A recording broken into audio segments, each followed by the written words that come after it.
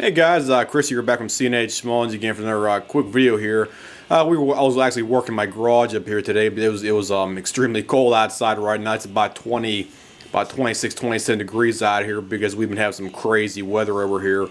And I was working in my garage up here today, so I was going to do a quick video here, a quick bench, we want to call bench review video here for you guys.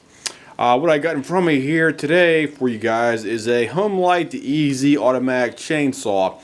A customer brought this to us about a couple days ago, and they were claiming the machine was sitting in storage for about 10 to 12 years. The guy recently acquired it from his father-in-law because his father-in-law passed away in Ohio, and he went out there and I guess they were cleaning out the storage unit, and he found this machine. It was sitting for about 10 to 12 years as far as he knew, and he wanted to have us take a look at it for him, so we took a look at it down here. And the first thing was the recoil unit was missing the actual recoil rope on it, so we went ahead and put a cheap rope on it on the machine today here, and we took it outside and the machine actually started up here. However, he did have other problems with it, and the carburetor was one of the problems where the carb was it wouldn't idle and it kept on shutting off on us for that as well too. And I'm going to be doing some further testing on here probably this week here and see if we can get this thing running adequately. We also noticed the engine had some scoring on the exhaust side, even though the compression was probably about I think it was about 145, almost 150 psi, and he did have some scoring on the exhaust side. And we know from past experience over here, we can have machines that have like 140, 150 psi, and they can have scoring on the exhaust side, and the machine still doesn't want to operate properly because of the scoring issue right there for that. So if you do a compression test on a machine and you find out that the engine has a lot of compression, however there is scoring on it, don't be surprised or shocked that the machine will not start or run adequately for you, even though it has a lot of compression, because I had at least 10 different jobs this past couple of years where you had a machine that had 135, 125, 150 psi in the engine, and it had maybe 1, 2, 3, 4, 5 scratches on the exhaust side were quite significant, and the machine still would not run properly, and would not even start up with proper ether being put into the spark plug hole. So this is the model number right here for it. This is the easy, super easy model specifically here. Let me just zoom in here for you guys.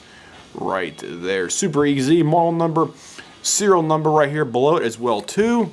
Serial number is 40317549. This machine, I looked up online. I think it was made in about between 83 and about 85, I believe. So this is probably around an 84, 85-year-old machine. So we'll go ahead and get just a shot of the front of the machine right here as well too. There you go with the actual bar. And there's a side shot again as well too, the top down side shot as well. And here's a back shot right down there. There's the handle. You have your oiler on the one side right here. Your oil is right here. You have your compression release on the opposite side right here, so you have to push this thing all the way in. Let's see, push this thing in. There we go. It's all the way in now. That thing sticks a little bit, so you gotta push it in quite hard. You have your choke right down here on the right hand side as well too, right here for you guys. And let me see, I can flip it around here for you on the bench. Hold on, guys. Okay, here we go. Get a better shot for you.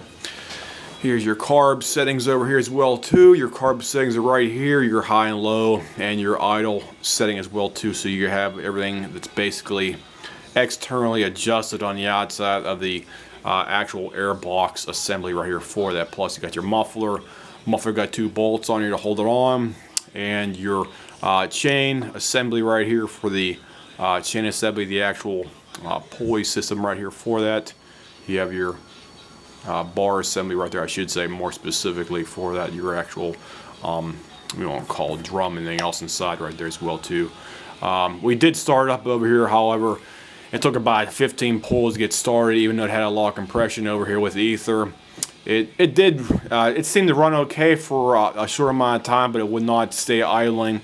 So I'm going to be trying to mess around with it here probably the next couple days so we can get this thing actually running a little bit better, because when the guy originally brought it to us, he did not have any gasoline in the actual gas tank, so that was a good sign right there specifically for that. So let me open the cap up here real quick. Hold on here. Okay. It has gas in there right now, so we did put Opti 2 mix gasoline in here. And the gas tank looks relatively good down inside there. We don't see any kind of debris or crap down in there, because like I said before, the gas tank was basically bare dry on here.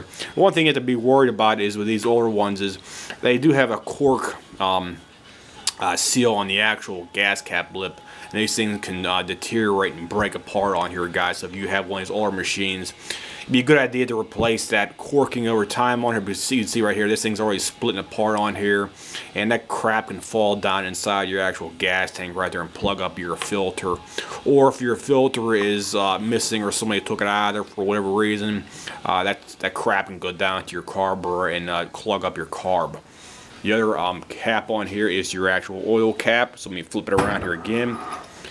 Here's your oil cap right here. Let me see, open this thing up. It's stuck a little bit here. This guy unfortunately filled this thing up before he brought it over to us, because he thought he can actually get started himself, but he was unable to do it, and he kept on telling me, I can't get the starter off, I can't get the starter off, anything else, and it wouldn't work for him. So we got this put another jerry rigged rope on here for just do a basic quick check over the machine. But he did put new oil in there, and we did get the oiler to function over here. So the oiler will function. It is a manual oiler, as I said before.